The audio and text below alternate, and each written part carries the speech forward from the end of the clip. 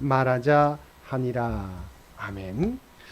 오늘도 말씀과 기도로 수요일 하루를 시작하는 우리 모든 성도들 가운데 하나님의 놀라운 은혜가 언제나 함께하여 주시기를 주님의 이름으로 간절히 축원드립니다. 오늘 통독할 말씀은 사사기 19장에서 21장까지 말씀입니다. 19장의 말씀은 레위기첩 살해 사건에 대한 내용입니다. 1절에서 15절까지의 말씀에서는 한 레위인의 첩이 행음하고 남편을 떠나 친정으로 간 사실과 레위인이 첩을 데려오기 위해 첩의 아버지 집으로 갔다가 닷새까지 머무른 사실을 기록하고 있습니다. 먼저 1절을 보면 이스라엘의 왕이 없을 그때 에브라임 산지 구석에 거류하는 어떤 레위 사람이 유다 베들레헴에서 첩을 맞이하였더니라고 하였습니다.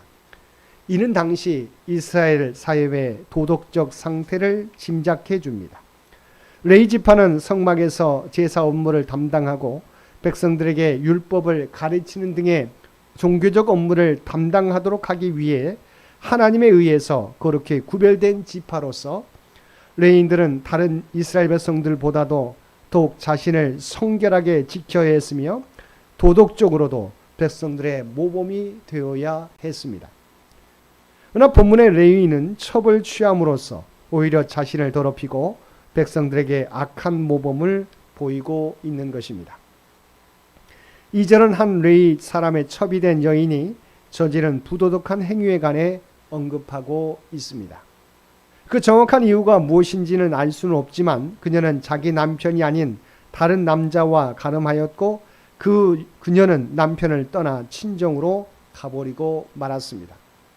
고대 이스라엘 사회에서 첩은 정식 아내로서의 대우를 받았습니다. 따라서 그녀가 다른 남자와 부정한 관계를 가진 것은 용납될 수 없는 일이었습니다. 8절을 보면 레위 사람이 첩의 장인 집에 머문 지 다섯째 날 아침에 길을 떠나려고 하자 첩의 장인은 다시 그를 붙잡고 해가 지도록 음식을 먹게 합니다. 그날 저녁 장인 집에 더 이상 머물기를 원하지 않았던 레위 사람은 첩을 데리고 밤에 길을 나서게 되는데 여부스 맞은편에 이르게 됩니다. 12절을 보면 레위 사람은 여부스 사람의 성읍에 들어가서 유숙하자는 종의 제안에 대해 그 성읍 사람들은 비이스라엘 즉 이방인들이므로 기부하러 가자고 하였습니다. 우리는 여기서 레위인의 위선적인 모습을 보게 됩니다.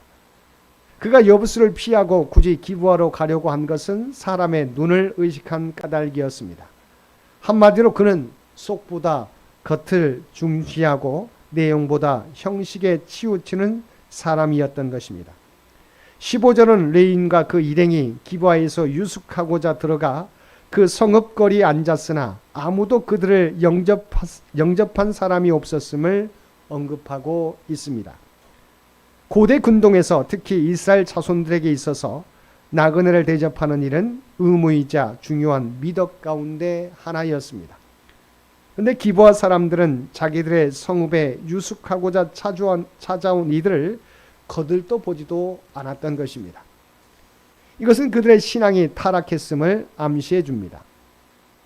16절 이하의 말씀에서는 동족 상잔의 비극이 발생하게 된 직접적 원인이 된 기브아 불량배들의 악행과 레위인의 첩 시체 토막 분할 사건에 대해 기록하고 있습니다. 21절은 저녁 무렵 한 노인이 성읍 넓은 거리에 있는 레위 사람 일행을 자기 집으로 데리고 가서 대접한 사실을 언급하고 있습니다. 그는 레위 사람 일행에게 필요한 일체 것들을 제공하여 주었으며 그들이 편히 쉬고 갈 수 있도록 모든 것을 배려해 준 것입니다. 22절은 기브아 성읍의 불량배들이 레위 사람 일행이 묵고 있는 노인의 집에 찾아와서 문을 두들기며 그 손님들을 내어놓도록 소란을 피운 사실을 언급하고 있습니다. 그들의 목적은 레위 사람과 관계를 가지려는 것이었습니다. 이와 같은 행위는 하나님께서 철저히 금하신 부당한 일로서 하나님의 백성이라는 이스라엘 중에서 이와 같은 일이 일어나고 있었던 것입니다. 24절을 보면 자기 집에 들어온 레위 사람을 보호하고자 기브아의 노인은 불량배들에게 자기의 처녀 딸과 레위 사람의 첩을 줄 터이니 그들에 대해서는 임의로 하되 자기 손님에게는 망령된 일을 하지 않도록 요청했습니다. 이에 레위인은 자신의 첩을 희생양으로 기브아 성읍의 건달들 손에 넘겨줍니다. 28절 이하의 말씀을 보면 레위인은 문 밖에 쓰러진 첩의 시신을 나귀에 싣고 자기의 곳으로 돌아갑니다. 그리고 자기 집으로 돌아와서는 첩의 시체를 12동이로 토막내어 이를 이스라엘 사방에 두루 보내었습니다. 이는 이스라엘 모든 사람들로 분노케 하기 위한 목적에서 취한 행동이었습니다. 만일 그가 경건한 사람이었다면 자신이 당한 환난의 의미를 하나님 안에서 찾고자 힘썼을 것입니다. 하지만 그는 자신의 죄는 회개할 줄 모르면서 다른 사람의 죄를 정죄하고자 첩의 시신을 토막내 12지파에게 보냈던 것입니다. 20장에서는 레위인이 보낸 시신 조각을 받고 경악한 이스라엘 총회가 미스바에서 열려 레위인으로부터 사건의 전말을 듣고 기브아를 응징하기로 결의합니다. 그러나 이스라엘 총회는 다음과 같은 중차대한 실수를 범함으로써 내전을 불러일으키는 잘못을 했습니다. 첫째는 응징을 결의하는 과정에서 전혀 하나님께 묻지 않았다는 것입니다. 둘째는 레위인이 첩을 취한 사실에 대해서는 전혀 문제 삼지 않았다는 것입니다. 셋째는 기브아 거민이 속한 베냐민 지파를 총회에서 배제하여 그들의 공감을 불러일으키지 못했다는 것입니다. 이는 이스라엘 총회가 이번 사건에 대해 매우 감정적으로만 대처했음을 의미하는 것으로 우리는 여기서 죄에 대해서는 단호하면서도 이를 처리하는 과정에서는 신중하게 처신해야 함을 절실히 깨닫게 됩니다. 12절에서 28절까지의 말씀에서는 이스라엘 연합지파와 베냐민 지파 간의 내전이 발발하여 이스라엘 연합지파가 거듭 두 차례에 걸쳐 패배한 사실을 기록하고 있습니다. 26절은 두 번째 전투에서도 첫 번째와 마찬가지로 참패를 당한 이스라엘 자손들이 베델에 이르러 울고 금식하며 번제와 화목제를 하나님께 드린 사실을 언급하고 있습니다. 29절에서 48절까지의 말씀에서는 이스라엘 연합지파가 3차 전투에서 승리함으로 베냐민 지파가 몰락의 위기에 처하게 된 사실을 기록하고 있습니다. 숫자적인 우세에도 불구하고 1, 2차 전투에서 패배한 연합지파 사람들이 그때서야 하나님께 금식하며 통에 자복하였고 그 비로소 하나님으로부터 승리의 응답을 들었던 것입니다. 21장에서는 자신들의 지나친 대응으로 베냐민 지파가 이스라엘 중에서 사라지게 될 위기에 처한 사실을 깨달은 이스라엘 백성들이 베냐민 지파를 위한 회복 대책을 강구한 사실과 미스바 총회에 참석하지 않은 야베스 길랏을 쳐서 징계한 사실을 기록하고 있습니다. 이스라엘 총회는 3차 전투에서 베냐민 군대를 대파하고 또 베냐민 지파의 모든 사람들을 죽였습니다. 이때 베냐민 지파 가운데 살아남은 사람은 겨우 용사 600명에 불과했습니다. 참으로 베냐민 지파는 엄청난 위기에 처한 것입니다. 여기에 설상가상으로 이스라엘 총회는 베냐민 지파에 대한 감정적 대응으로 그들에게는 딸을 주지 않기로 결의까지 한 바 있었습니다. 이러한 결과 베냐민 지파는 꼼짝없이 몰락할 운명에 처한 것이었습니다. 그리고 이것은 단지 베냐민 지파에게뿐 아니라 이스라엘에게도 큰 문제가 아닐 수 없었습니다. 왜냐하면 이스라엘은 12지파로 이루어진 연합국가이자 하나님의 언약 공동체로서 베냐민 지파의 몰락은 곧 이스라엘 전체 운명과도 관계되기 때문입니다. 그러므로 이스라엘은 전쟁이 종결되자 베냐민 지파에 대한 그들의 과도한 대응을 후회하고 그들을 위한 대책 마련에 고심했던 것입니다. 그러나 이스라엘은 그러한 중에도 베냐민 지파의 응징에 불참한 야베스 길랏을 징벌하는 것을 잊지 않았습니다. 즉 이스라엘은 미스바 총회의 결의대로 베냐민 지파 응징에 군사를 파견하지 아니한 야베스 길랏을 쳐서 멸한 것입니다. 그리고 그곳에 결혼하지 아니한 처녀 400명을 사로잡아 왔습니다. 이런 400명의 야베스 길랏 처녀들은 나중에 살아남은 베냐민 남자들에게 주어짐으로써 베냐민 지파는 몰락의 위기를 벗어나게 됩니다. 13절 이하의 말씀에서는 베냐민 지파를 위한 이스라엘 총의 노력으로 베냐민 지파가 회복된 사실을 기록하고 있습니다.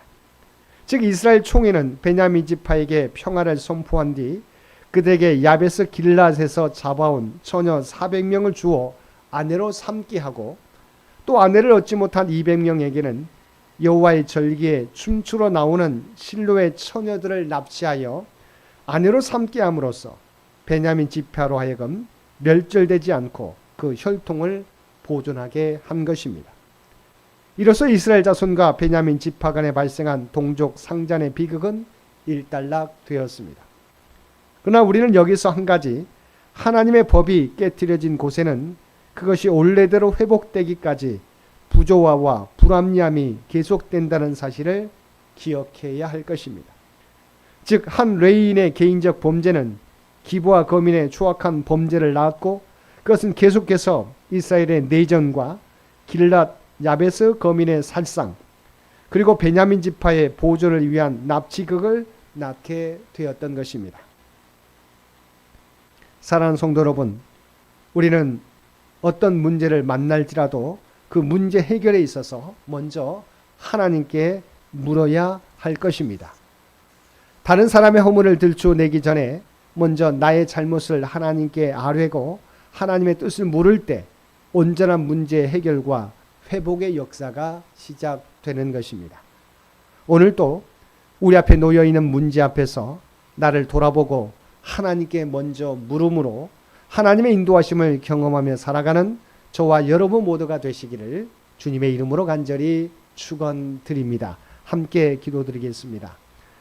사랑과 은혜가 충만하신 아버지 하나님, 문제 해결의 지름길은 먼저 하나님 앞에 회개하고 하나님의 뜻을 묻는 것인 줄 믿습니다. 어떠한 순간과 어떠한 문제를 만날지라도 먼저 하나님 앞에 나아가는 우리 모두가 되게 하여 주옵소서. 그리고 언제나 하나님이 우리의 왕 되심을 선포하며 내 뜻이 아니라 하나님의 뜻을 구하며 그 뜻을 이루며 살아가는 우리 모두가 되게 하여 주옵소서. 특별히 이 나라와 이 민족을 위한 기도를 들어주시고 하나님께서 통치하시고 인도하여 주시기를 원합니다. 100주년을 준비하며 나아가는 창현재단과 창현의 모든 가족들의 기도와 봉사와 헌신을 기억하여 주시고 하나님의 뜻이 이루어지게 하여 주시옵소서. 올로 장로님을 비롯한 모든 성도들을 눈동자와 같이 지켜주시기를 원합니다. 환우들 가운데 함께하여 주시어서 하나님의 특별한 치유와 회복의 역사를 허락하여 주옵소서. 경제적으로 어려움 당하는 아버지 하나님 주의 백성들에게 그들의 필요를 아시옵나니 필요한 모든 것을 날마다 충만히 채워 주시옵소서. 사랑하는 자녀손들 기억하여 주시고 믿음의 장성한 분량까지 자라가며 하나님의 지혜와 능력을 통하여서 그들이 꿈꾸고 비전을 품은 것들을 하나하나 성취해가게 도와주시옵소서. 시험을 치르고 기다리는 결과를 기다리는 사랑하는 자녀들에게도 하나님 놀라운 은혜를 부어주시옵소서. 아버지 하나님, 하나님의 영광을 드러내는 모든 자손들 모두 되게 하여 주옵소서. 오늘도 우리에게 복된 하루를 허락해 주신 것 진심으로 감사드립니다. 아버지 하나님, 우리가 이 땅에 살아가게 될 때 하나님의 백성이라는 거룩한 정체성을 가지고 살아가게 하여 주시옵소서. 또한 우리로 말미암아 그리스도가 세상 가운데 드러나게 하여 주시옵소서. 우리가 발을 딛고 사는 삶의 현장에서 그리스도의 아름다운 향기와 선한 영향력을 나타내며 살아가는 우리 모두가 되게 하여 주옵소서. 이 모든 간구 우리를 구원하여 주신 예수님의 이름으로 간절히 기도드리옵나이다. 아멘.